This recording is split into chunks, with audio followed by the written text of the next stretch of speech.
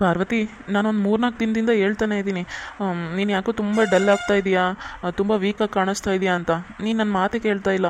ನೋಡು, ಇವಾಗ ಬೆಡ್ ಇಟ್ಕೊಂಡು ಕೂತಿದ್ಯಾ, ಎದ್ದೇಳೋಕ್ಕೂ ಆಗ್ತಾ ಇಲ್ಲ, ಒಂದು ಸಣ್ಣ ಕೆಲಸ ಮಾಡೋಕ್ಕೂ ಆಗ್ತಾ ಇಲ್ಲ, ಸುಸ್ತು ಸುಸ್ತು ಅಂತಿದ್ಯಾ, ತಲೆ ತಿರುಗ್ತಾ ಇದೆ ಅಂತಿದ್ಯಾ. ಅದಕ್ಕೆ ಬಾ, ನನ್ನ ಮಾತು ಕೇಳು. ಇಲ್ಲೇ ನಮ್ಮ ಪಕ್ಕದ ಮನೇಲೇ ಇರೋದು ಡಾಕ್ಟ್ರು, ಅವರು ನಮಗೆ ಬಾಡಿಗೆ ಕೊಟ್ಟಿದ್ದಾರಲ್ಲ, ಓನರ್ ಅವರು, ನಿಂಗೂ ಗೊತ್ತಲ್ಲ. ಬಾ, ಇಲ್ಲೇ ಇರ್ತಾರೆ ಮನೇಲಿ, ಹೋಗಿ ಕೇಳ್ಕೊಂಬಂದ್ಬಿಡೋಣ ಏನಾಗಿದೆ ಅಂತ. ರೀ, ನನಗೇನೂ ಆಗಿಲ್ಲ, ನಾನು ಆರಾಮಾಗೇ ಇದ್ದೀನಿ. ಇವತ್ತೊಂದಿನ ರೆಸ್ಟ್ ಮಾಡಿದ್ರೆ ಸರಿ ಹೋಗ್ಬೋದು. ನಾಳೆಯಿಂದ ಬೇಕಾದರೆ ಆಫೀಸಿಗೆ ಬರ್ತೀನಿ. ಇವತ್ತು ಯಾಕೋ ಸುಸ್ತು ಅನ್ನಿಸ್ತಾ ಇದೆ, ಇವತ್ತೊಂದಿನ ನಾನು ರೆಸ್ಟ್ ಮಾಡ್ತೀನಿ. ಇವತ್ತು ಲೀವ್ ಆಗ್ತೀನಿ ರೀ. ಆರಾಮಾಗಿ ರೆಸ್ಟ್ ಮಾಡಿಬಿಟ್ರೆ ಎಲ್ಲ ಸರಿ ಹೋಗುತ್ತೆ. ಸ್ವಲ್ಪ ಮದುವೆ ಬ್ಯುಸಿಲಿದ್ದಿದ್ದರಿಂದ ಅದೇ ನಿದ್ದೆ ಊಟ ಸರಿ ಆಗಿಲ್ಲಲ್ಲ, ಅದಕ್ಕೆ ಹಂಗಾಗಿರ್ಬೋದು. ಇವತ್ತೆಲ್ಲ ರೆಸ್ಟ್ ಮಾಡಿಬಿಟ್ರೆ ರಿಕವರ್ ಆಗ್ತೀನಿ. ಪಾರ್ವತಿ, ಎಲ್ಲ ನೀನು ಹೇಳ್ದಂಗೆ ಕೇಳೋಕ್ಕಾಗಲ್ಲ.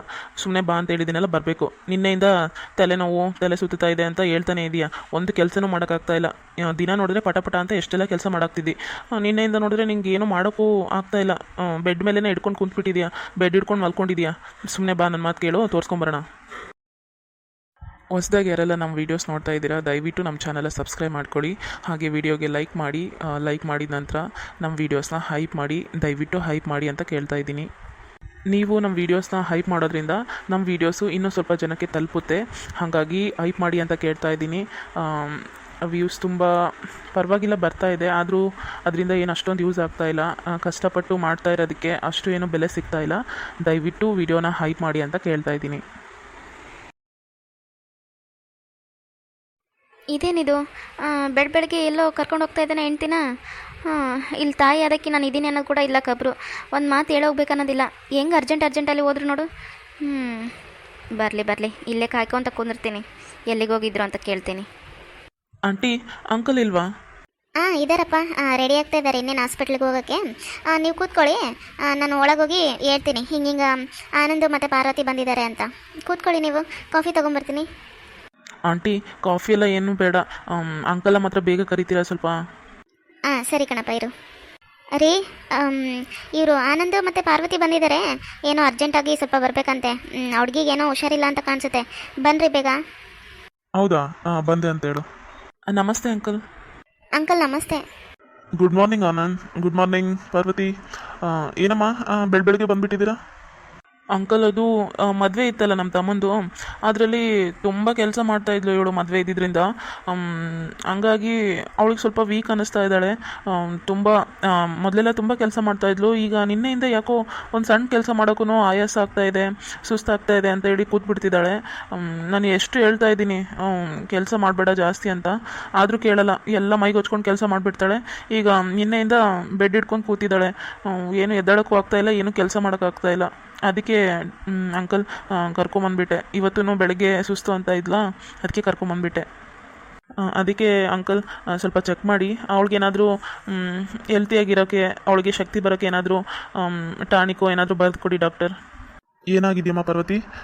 ನಿಂಗೆ ಗಂಡನ ಟೆನ್ಷನ್ ನೋಡ್ತಾ ಇದ್ರೆ ನಂಗೆ ಟೆನ್ಷನ್ ಆಗ್ತಿದೆಯಮ್ಮ. ಏನಾಗಿದೆ ಹೇಳು? ಅಂಕಲ್, ನಂಗೆ ಏನೂ ಆಗಿಲ್ಲ, ಸುಮ್ಮನೆ ಅವರು ಟೆನ್ಷನ್ ತೊಗೋತಿದ್ದಾರೆ. ನಾನು ಹೇಳ್ತಾ ಇದ್ದೀನಿ ನಾನು ಆರಾಮಾಗೇ ಇದ್ದೀನಿ ಅಂದರೆ ಅವ್ರು ನನ್ನ ಮಾತೇ ಕೇಳ್ತಾ ಇಲ್ಲ. ಬೆಳಗ್ಗೆ ಇಲ್ಲಿ ಕರ್ಕೊಂಬಂದಿದ್ದಾರೆ. ನಿಮಗೂ ಸುಮ್ಮನೆ ಡಿಸ್ಟರ್ಬ್ ಮಾಡ್ತಾ ಇದ್ದಾರೆ. ಗಂಡ ಹೆಂಡತಿ ಎಷ್ಟು ಅನ್ಯೋನ್ಯವಾಗಿದ್ದಾರೆ ನೋಡು. ಪಾಪ ಅವ್ರ ಅತ್ತೆನೇ ಸರಿ ಇಲ್ಲ. ಅದು ಅನ್ಪೂರ್ಣ ಒಳ್ಳೆ ರಾಕ್ಷಸಿ ಇದ್ದಂಗೆ. ಮನೇಲೆಲ್ಲ ಕೆಲಸನೂ ಹುಡುಗಿ ಕೈಲೇ ಮಾಡಿಸ್ತಾಳೆ. ಮದುವೆ ಆಗಿ ವಸ್ತ್ರಾಗಿಂದ ಇಲ್ಲಿವರೆಗೂ ತಪ್ಪಿಲ್ಲ ಹುಡುಗಿ ಕಾಟ. ಇನ್ನೊಬ್ಬರಾಗಿದ್ದರೆ ಬೇರೆ ಮನೆ ಮಾಡ್ಕೊಂಡು ಹೋಗಿರ್ತಿದ್ರು ಆಕಿನ ಕಾಟಕ್ಕೆ. ಹುಡುಗಿ ಆಗಿದ್ದಕ್ಕೆ ಇನ್ನೂ ಇದ್ದಾಳೆ. ಮದುವೆ ಆಗಿ ಬಂದಾಗ ಹೊಸ್ದಾಗೆ ಒಂದು 2ನೇ ದಿನದಲ್ಲೇನೋ ಹುಡುಗಿಗೆ ಜ್ವರ ಬರಂಗೆ ಮಾಡಿಬಿಟ್ಟಿದ್ಲು, ಮನೇಲೆಲ್ಲ ಕೆಲಸ ಮಾಡಿಸಿ. ಪಾಪ ಈಗ ಮತ್ತೆ ಮದುವೆ ಇದ್ದಿದ್ದರಿಂದ ಮನೆ ಕೆಲಸ ಎಲ್ಲ ಮಾಡಿ ಸುಸ್ತಾಗಿಬಿಟ್ಟಿದ್ದಂಗಿದ್ದಾಳೆ. ಈ ಹುಡುಗಿ ಪ್ರೆಗ್ನೆಂಟ್ ಆಗಿದ್ದಾಳೆ. ಈಗಲೇ ಈ ವಿಷಯ ಹೇಳೋದು ಬೇಡ, ಸ್ವಲ್ಪ ಎಲ್ಲ ಟೆಸ್ಟ್ ಮಾಡಿಸೋದು ಒಳ್ಳೇದು ಅನಿಸುತ್ತೆ. ಬರೀ ಪ್ರೆಗ್ನೆಂಟ್ ಅಂತ ಹೇಳಿದ್ರೆ ಅಷ್ಟೇ ಕೇರ್ ಮಾಡ್ತಾರೆ ಇವ್ರ ಮನೇಲಿ. ಅದೇ ಎಲ್ಲ ಟೆಸ್ಟ್ ಮಾಡಿದರೆ ಈ ಹುಡುಗಿಗೆ ಏನಾದರೂ ಹೆಲ್ತ್ ಇಶ್ಯೂಸ್ ಇದೆಯಾ ಅಂತ ಗೊತ್ತಾಗ್ಬಿಡುತ್ತೆ, ಎಷ್ಟು ವೀಕ್ ಇದ್ದಾಳೆ ಏನು ಅಂತ. ಅದ್ರ ಮೇಲೆ ಮೆಡಿಸನ್ ಕೊಡೋಕ್ಕೆ ಸುಲಭ ಆಗುತ್ತೆ. ನೋಡೋಣ, ಇವತ್ತು ಲೇಡಿ ಡಾಕ್ಟರ್ ಹತ್ರ ಹೋಗು ಅಂತ ಹೇಳಿದ್ರಾಯ್ತು. ಆನಂದ್, ಒಂದು ಕೆಲಸ ಮಾಡು, ಪಾರ್ವತಿ ನೀನು ಅಂದಂಗೆ ವೀಕ್ ಆಗಿದ್ದಾಳೆ. ಅದಕ್ಕೆ ಇವತ್ತು ಹೋಗಿ ನಮ್ಮ ಕ್ಲಿನಿಕಲ್ಲೇ ಅಲ್ಲಿ ಲೇಡಿ ಡಾಕ್ಟರ್ ಇದ್ದಾರಲ್ಲ, ಅವ್ರಿಗೆ ಹೇಳಿರ್ತೀನಿ ಯಾವ ಟೆಸ್ಟ್ ಮಾಡಿಸ್ಬೇಕು ಅಂತ. ಅವರು ಎಲ್ಲ ಟೆಸ್ಟ್ ಮಾಡ್ತಾರೆ. ನಾನು ಅಷ್ಟೊತ್ತಿಗೆ ಬರ್ತೀನಿ ಅಲ್ಲಿ ಕ್ಲಿನಿಕ್ಕಿಗೆ. ಟೆಸ್ಟ್ ರಿಪೋರ್ಟ್ ಎಲ್ಲ ನೋಡಿಬಿಟ್ಟು ಯಾವ ಥರ ಏನೋ ಮೆಡಿಸನ್ ಕೊಡಬೇಕು ಅಂತ ನೋಡಿ ಹೇಳ್ತೀನಿ. ಇವತ್ತು ನೀವಿಬ್ಬರು ಹೋಗಿ ಎಲ್ಲ ಟೆಸ್ಟ್ ಎಲ್ಲ ಬ್ಲಡ್ ಟೆಸ್ಟು ಅದೆಲ್ಲ ಮಾಡಿಸೋದಿರುತ್ತಲ್ಲ, ಅಲ್ಲಿ ಹೋಗ್ಬಿಟ್ಟು ಕೊಟ್ಬಿಟ್ಟು ಮಾಡಿಸಿರಿ, ನಾನು ಬರ್ತೀನಿ. ಅಂಕಲ್ ಟೆಸ್ಟ್ ಎಲ್ಲ ಮಾಡಿಸ್ಬೇಕಾ? ಆನಂದ್, ನೀನು ಭಯಪಡೋವಂಥದ್ದು ಏನೂ ಇಲ್ಲ. ನಾರ್ಮಲ್ ಟೆಸ್ಟ್ಗಳು ಅಷ್ಟೇ. ನಾನು ಹೇಳಿರ್ತೀನಿ, ಹೋಗಿ ಅಷ್ಟೇ ಟೆಸ್ಟ್ ಎಲ್ಲ ರಿಪೋರ್ಟು ಬಂದಮೇಲೆ ನಾನು ಏನಂತ ಹೇಳ್ತೀನಿ. ನೀನು ಭಯಪಡೋ ಅವಶ್ಯಕತೆ ಏನೂ ಇಲ್ಲ. ಸರಿ ಅಂಕಲ್, ಈಗಲೇ ಪಾರ್ವತಿನ ಕರ್ಕೊಂಡು ಹೋಗ್ತೀನಿ. Thank you uncle. ರೀ, ನಿಜ ಹೇಳಿ, ನಿಮ್ಗೇನು ಗೊತ್ತಾಗಿಲ್ವಾ? ಹುಡುಗಿ ಪ್ರೆಗ್ನೆಂಟ್ ಇದ್ದಾಳೆ ಅಂತ ಅನಿಸ್ತಾ ಇದೆ. ಸ್ವಲ್ಪ ಡೌಟ್ ಅನಿಸ್ತಾ ಇದೆ. ಹೆಂಗೂ ಒಂದ್ಸರಿ ಎಲ್ಲ ಟೆಸ್ಟ್ ಮಾಡಿಸ್ಬಿಟ್ರೆ ಒಳ್ಳೇದಲ್ವಾ? ಹಂಗೆ ಹುಡುಗಿ ತುಂಬ ವೀಕಾಗಿ ಕಾಣಿಸ್ತಾ ಇದ್ದಾಳೆ ನಂಗೆ ಯಾಕೋ. ಅದಕ್ಕೆ ಎಲ್ಲ ಟೆಸ್ಟ್ ಮಾಡಿಸ್ಬಿಟ್ರೆ ಏನೋ ಎತ್ತ ಅಂತ ಗೊತ್ತಾಗ್ಬಿಡುತ್ತೆ. ಅದಕ್ಕೆ ಆಮೇಲೆಲ್ಲ ಮೆಡಿಸನ್ ಕೊಟ್ಟು ಹುಡುಗಿನ ರೆಡಿ ಮಾಡ್ಬೋದು. ಅದು ಅಲ್ಲದೆ ಅನ್ಪೂರ್ಣನ ಬುದ್ಧಿ ಗೊತ್ತಲ್ವ ನಮಗೂ. ಅದಕ್ಕೆ ಹೆಂಗಾದರೂ ಮಾಡಿ ಟೆಸ್ಟ್ ಎಲ್ಲ ರಿಪೋರ್ಟ್ಸ್ ಎಲ್ಲ ಬಂದಮೇಲೆ ಹುಡುಗಿ ತುಂಬ ವೀಕ್ ಇದ್ದಾಳೆ, ಹುಡುಗಿಗೆಲ್ಲ ಫುಲ್ ಬೆಡ್ ರೆಸ್ಟ್ ಬೇಕು ಅಂತ ಆ ಲೇಡಿ ಡಾಕ್ಟ್ರು ಕೂಡ ಹೇಳಿಸ್ತೀನಿ, ನಾನು ಹೇಳ್ತೀನಿ.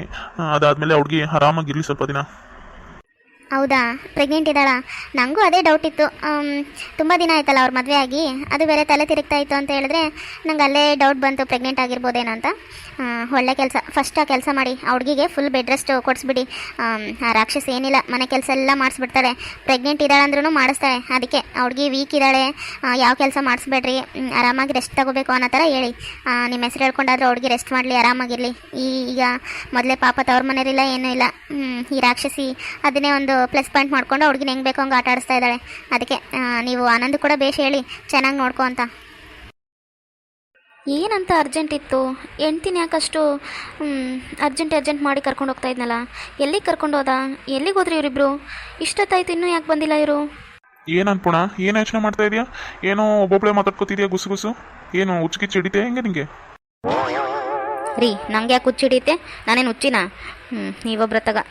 ಅದೆಲ್ಲ ಆನಂದು ಪಾರ್ವತಿನ ಕರ್ಕೊಂಡು ಏನೋ ಅವಸರ ಮಾಡ್ತಾ ಇದ್ದೆ ಬೆಳಗ್ಗೆ, ಎಲ್ಲಿಗೂ ಕರ್ಕೊಂಡು ಹೋಗ್ಬಿಟ್ಟ. ಬೆಳಗ್ಗೆ ಎಲ್ಲೇ ಕರ್ಕೊಂಡು ಹೋದ ಅಂತ ಒಂದು ಮಾತು ನಂಗೆ ಏನು ಹೇಳಿಲ್ಲ. ಅದಕ್ಕೆ ಕಾಯ್ಕೊ ಅಂತ ಇದ್ದೆ, ಎಲ್ಲಿಗೆ ಹೋಗಿದ್ರು ಏನೋ ಅಂತ. ಹೌದಾ? ಓ, ಬಂದ್ರಲ್ಲ. ಏನಪ್ಪ, ಏನು ನನ್ನ ನೋಡದೇ ಇರೋ ಥರ ಹಂಗೆ ಹೋಗ್ಬಿಟ್ರೆ ಅವಸರ? ಎಲ್ಲಿಗೆ ಹೋಗಿದ್ರಿ ಇಬ್ರು? ಅದು ಅಮ್ಮ, ಪಾರ್ವತಿಗೆ ಹುಷಾರಿರಲಿಲ್ಲ, ಅದಕ್ಕೆ ಇಲ್ಲೇ ಪಕ್ಕದಲ್ಲೇ ಅಂಕಲ್ ಇದ್ದಾರಲ್ಲ ಡಾಕ್ಟ್ರು, ಅವ್ರ ಹತ್ರ ಕರ್ಕೊಂಡು ಹೋಗಿದ್ದೆ. ಅವರೇನೋ ಅರ್ಜೆಂಟಾಗಿ ಹಾಸ್ಪಿಟ್ಲಿಗೆ ಹೋಗ್ರಿ, ಸ್ವಲ್ಪ ಟೆಸ್ಟ್ ಮಾಡಿಸೋದಿದೆ ಅಂತ ಹೇಳ್ತಾ ಇದ್ದಾರೆ. ಅದಕ್ಕೆ ಹೋಗ್ಬೇಕಮ್ಮ ಈಗ ಮತ್ತೆ. ಏನೋ ಪಾರ್ವತಿಗೆ ಹುಷಾರಿಲ್ವಾ? ಹೌದಾ, ಸರಿ ನಡೀರಪ್ಪ, ಬೇಗ ಹೋಗಿ ತೋರಿಸ್ಕೊಂಬರ್ರಿ. ನಡಿ ಪಾರ್ವತಿ, ಬೇಗ ರೆಡಿಯಾಗು. ಟಿಫನ್ ಬೇಕಾದರೆ ಅಲ್ಲೇ ಹೊರಗಡೆ ಮಾಡ್ಕೊಂಡ್ರೆ ಆಯಿತು. ನೀನು ಬೇಗ ರೆಡಿ ಆಗಿಬಿಡು, ನಾನು ರೆಡಿ ಆಗ್ತೀನಿ. ಯಾವುದೋ ಒಂದು ನಾಟಕ ಹೇಳ್ದು, ಮನೇಲೆಲ್ಲ ಕೆಲಸ ಮಾಡಬೇಕಾಗತ್ತೆ ಅಂತ ಏನಾದರೂ ಒಂದು ನಾಟಕ ತೆಕ್ಕೊಂಡು ಕುಂತಿದ್ದಾಳೆ.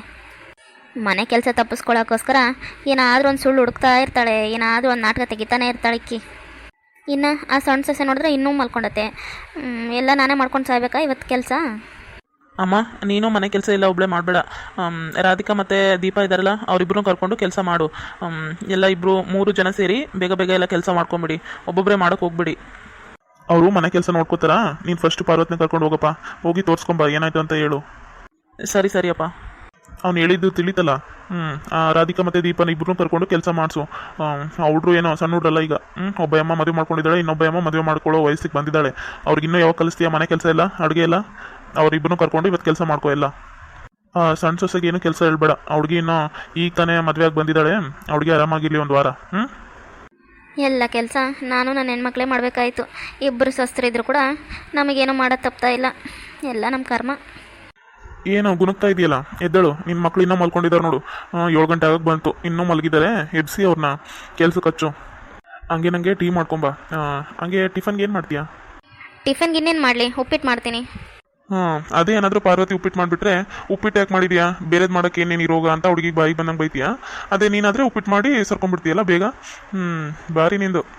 ಅದು ಯಾವಾಗೋ ಒಂದ್ಸರಿ ಮಾಡಿರುತ್ತೆ ಹುಡುಗಿ ಪಾಪ, ಏನೋ ಅರ್ಜೆಂಟ್ ಇದ್ದಾಗ. ಅದಕ್ಕೂ ಬೈದಿರ್ತೀಯ, ಉಪ್ಪಿಟ್ಟು ಯಾಕೆ ಮಾಡಿದೆ ನೀನು, ಪೂರಿ ಮಾಡೋಕ್ಕೆ ಬರಲ್ವಾ, ಇಡ್ಲಿ ಮಾಡೋಕ್ಕೆ ಬರಲ್ವಾ, ದೋಸೆ ಮಾಡೋಕ್ಕೆ ಬರಲ್ವಾ, ಅದು ಇದು ಅಂತ ಚೆನ್ನಾಗಿ ಜೋರಾಗಿರೋದೇ ಮಾಡಿಸ್ಕೊಂಡು ತಿಂತೀಯ. ಈಗ ನೀನು ಮಾತ್ರ ಉಪ್ಪಿಟ್ಟು ಮಾಡ್ತೀಯ ಸಿಂಪಲ್ಲಾಗಿ. ಅದು ನೀನು ಮಾಡೋ ಉಪ್ಪಿಟ್ಟು ತಿನ್ನೋಕ್ಕಾಗಂಗಿಲ್ಲ, ಅದು ಉಪ್ಪಿಟ್ಟು ತಿನ್ನಕ್ಕೆ ಬರಲ್ಲ, ಕುಡಿಬೇಕು, ಹಂಗೆ ಮಾಡಿರ್ತೀಯ ನೀರಾಗಿ. ಅಯ್ಯೋ, ಇವತ್ತಾಯ್ತು ನಮ್ಮ ಹೊಟ್ಟೆಗೆ ತಣ್ಣೀರು ಬಟ್ಟೆನೆ.